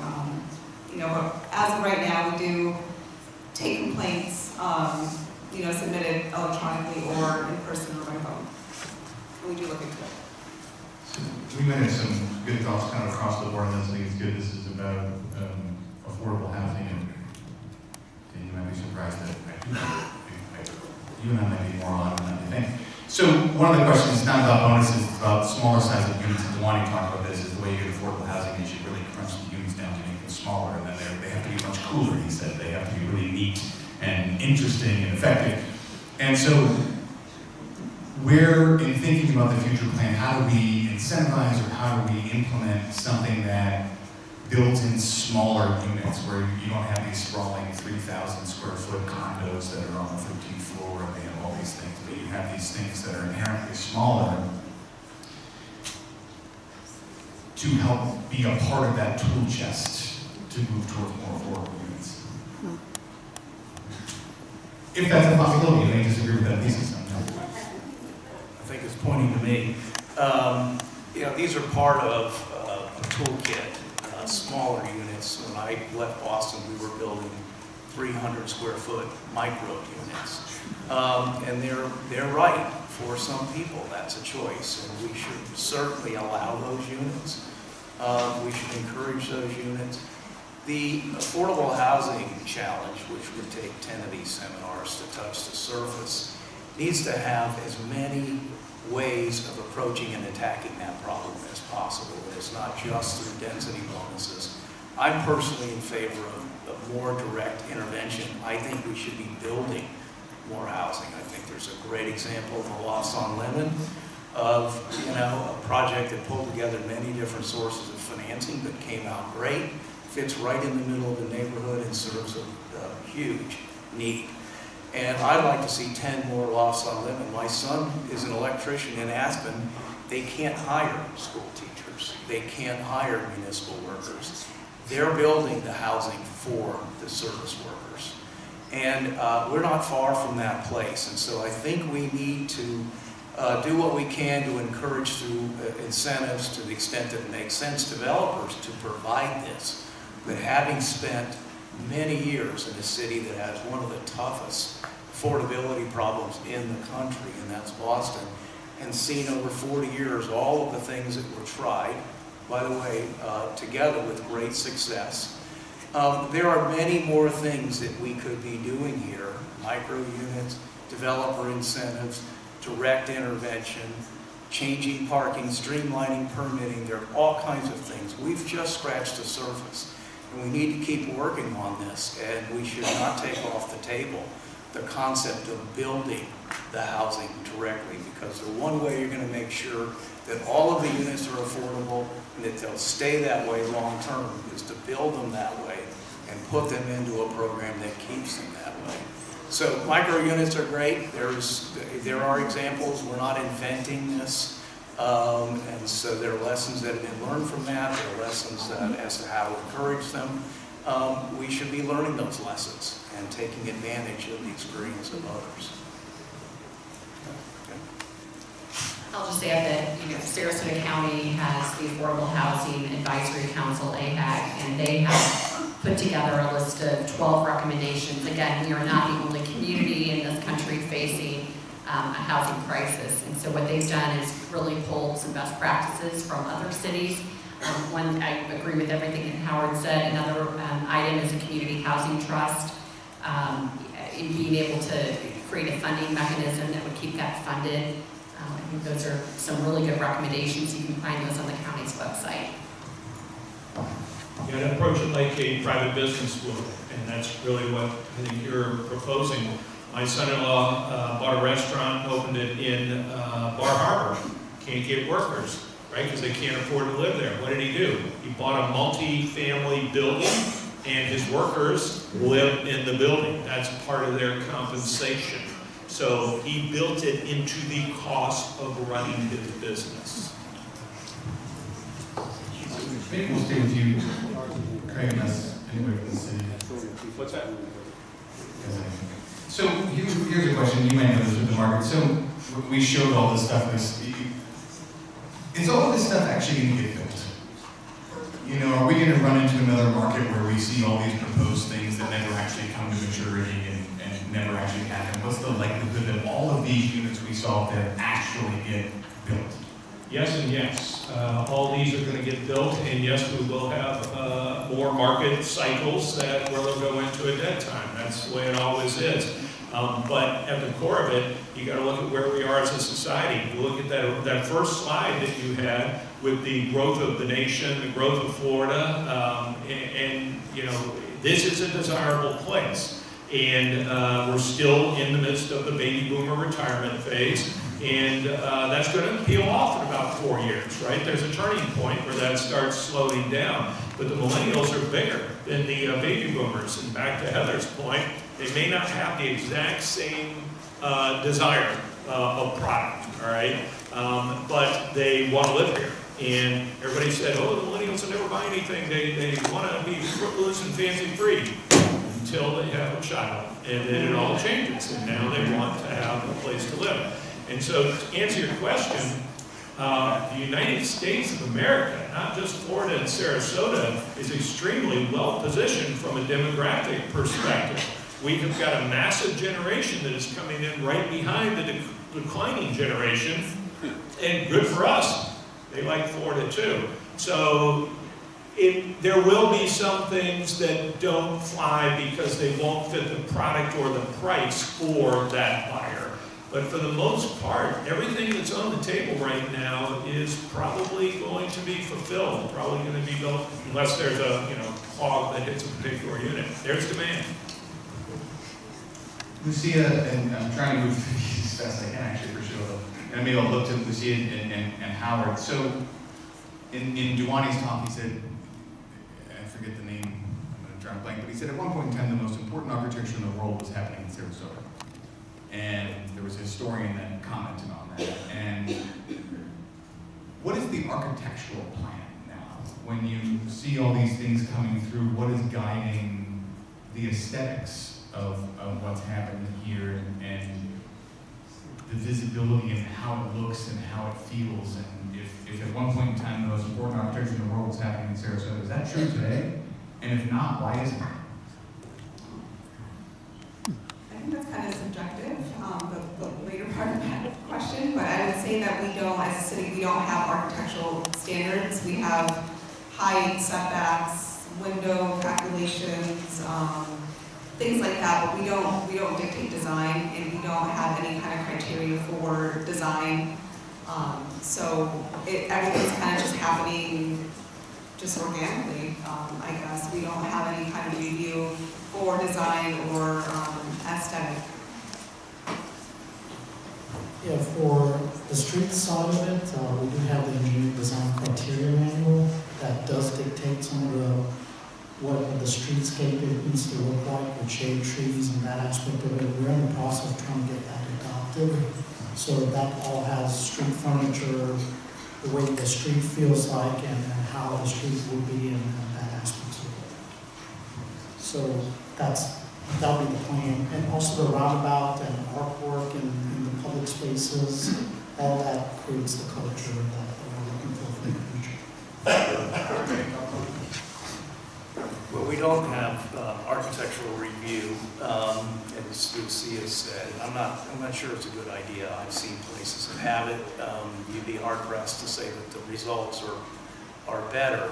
Again, we're working with a code now that's essentially 20 plus years old. The thinking has evolved on many of these topics, so embedded in the codes that Lucia and her staff implement every day could be a changed way of thinking that would result in different designs and put greater value on certain things that are not especially valued today. So you can help by having provisions in your building codes and your zoning codes that encourage appropriate design without going to the step of architectural review. And I think that's where we are. We need to update those codes. I wouldn't suggest we go the next step. And you know, we're not at the point in Sarasota, but we will get there where we will get a big name architect, an international architect to come here and build a condominium building, as they are around the world, as they are in Miami. So the market at some point will move to where signature architecture by a signature architect is demanded. We're not there. We will get there, and I think it's going to happen sooner rather than later. What that does, it moves the bar up. And the next project has to be as good as that one. And it keeps moving itself up the spectrum. So we're on the cusp of that right now. We don't, I don't think, need design review to move us there. I think the market will take us in that direction. So we've got time for a couple more questions, but I do want to put this QR code up on the screen. We would love to get your feedback about tonight's forum. If you kind of shoot that QR code, it'll take you to a SurveyMonkey deal. It's not, we're not going to ask you for your social security number. It's very safe and secure, but really want to just understand what we can do to make sure we have additional forums that are of value to the membership and to the town here. A couple questions. So we talked a lot about the condos and the downtown. What role do the surrounding neighborhoods play in the growth and development and how we think about the planning of downtown and perhaps from the affordable housing perspective, but also from creating that next layer of charm, that tangential accent to the city is these neighborhoods that surround it. How do the neighborhoods that surround the downtown either complement or take away from or interact, and how important is it to include those in thinking about the future home? That's tough. No. Do it. You do your thing. I think it's extremely important. I think it was Duane that talked about, especially the downtown is for everyone. It's not just for the local residents. So I think involving everyone really in that process is extremely important.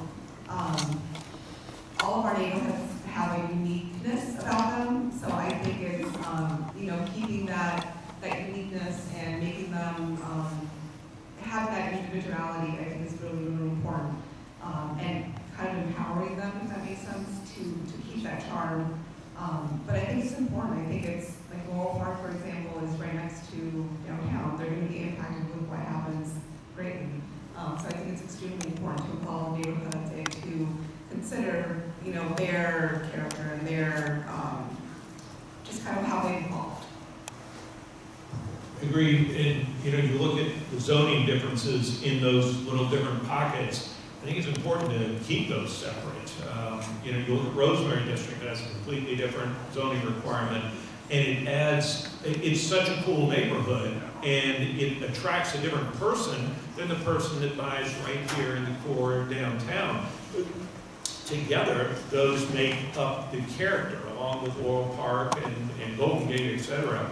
So it is individual neighborhoods, but people from the outside don't look at it that way. They look at it as downtown Sarasota. It should be different characters. So, I'll maybe close here because there's a couple questions in this, and then we're starting to trickle out. But maybe let me get started here because I want to get all 5 thoughts on this. It's important because we have 4 questions in here about it.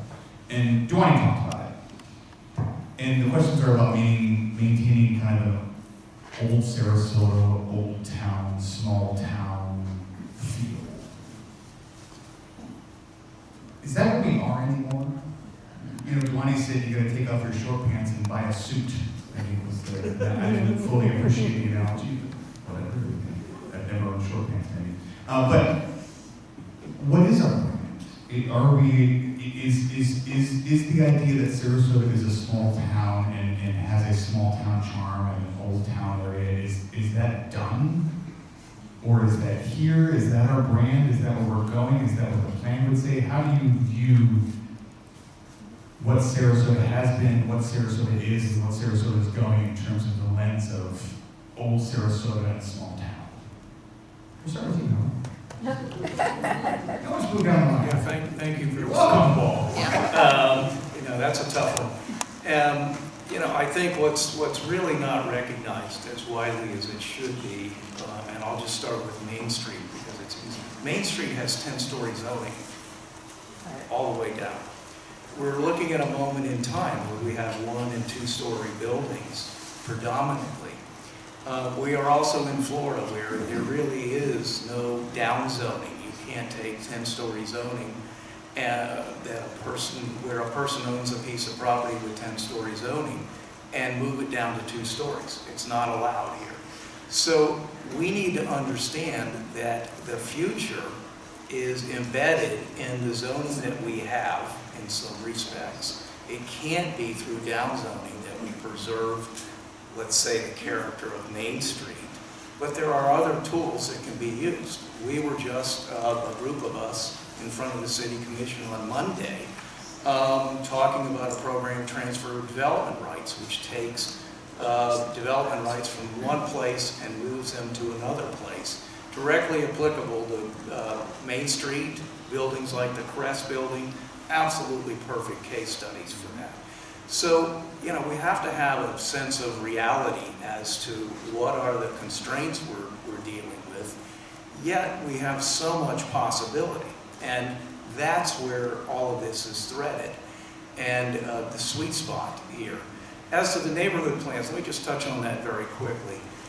You know, my thinking is if we get into the habit of developing good plans, and we learn by doing a superb downtown master plan, that's naturally extended into the neighborhoods.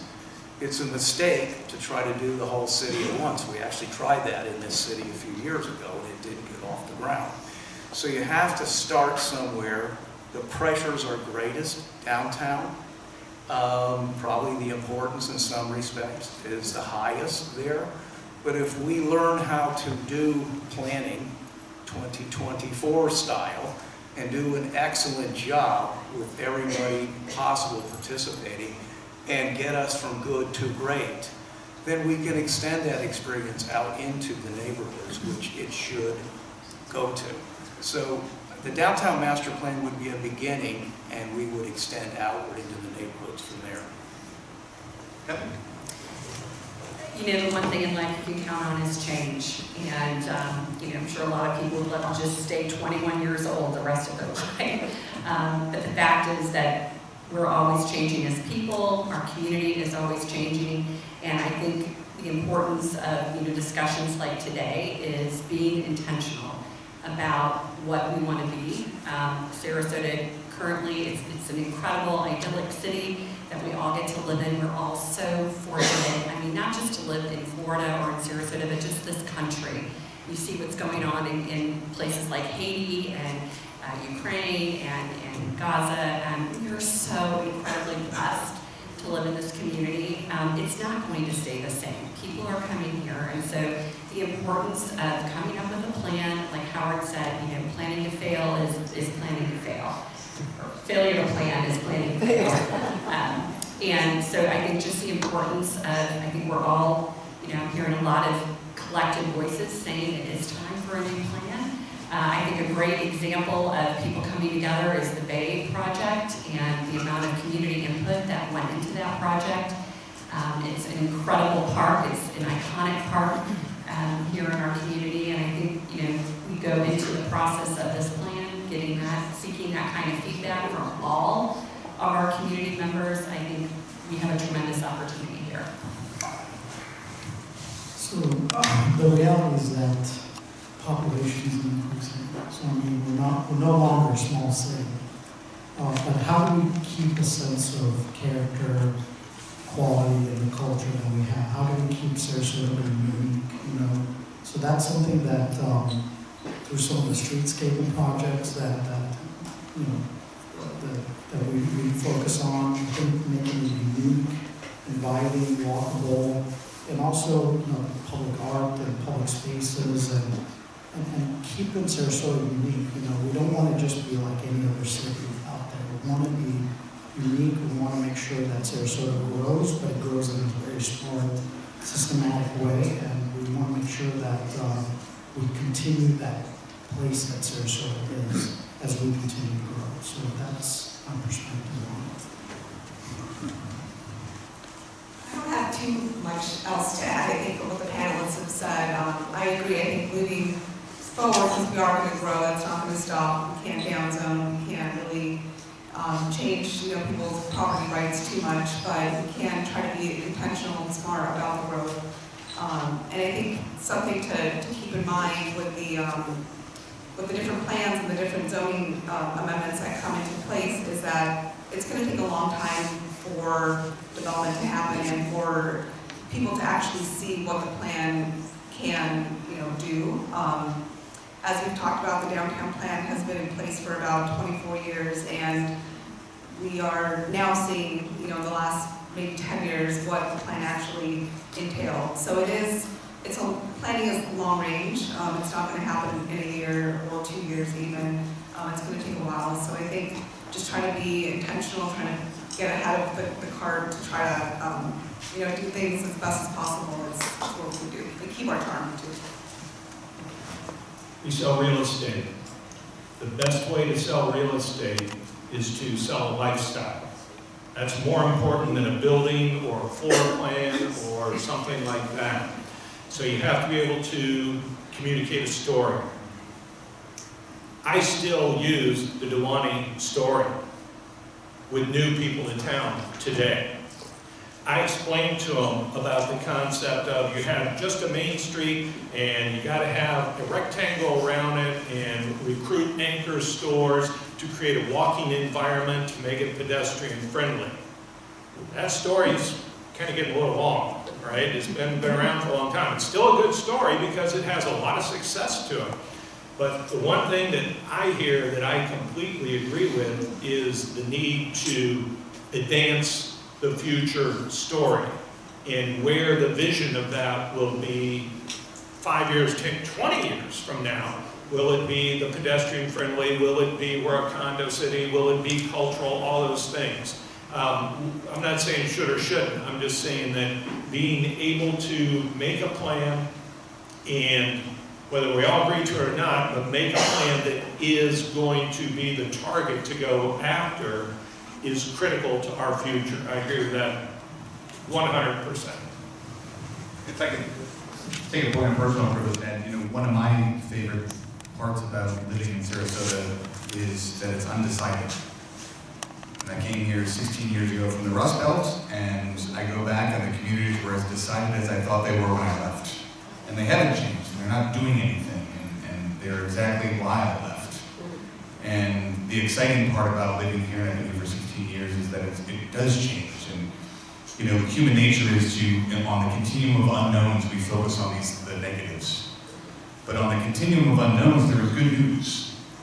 And there are things to be excited about, and I will continue to be here as it continues to be undecided. And I think that's why it's important to have these community conversations, to think about future plans, because it is undecided, and that's good. There's a lot of places in this country where it has been decided, and it is what it is, and you can take that for what it is. So please join me in thanking our panelists and the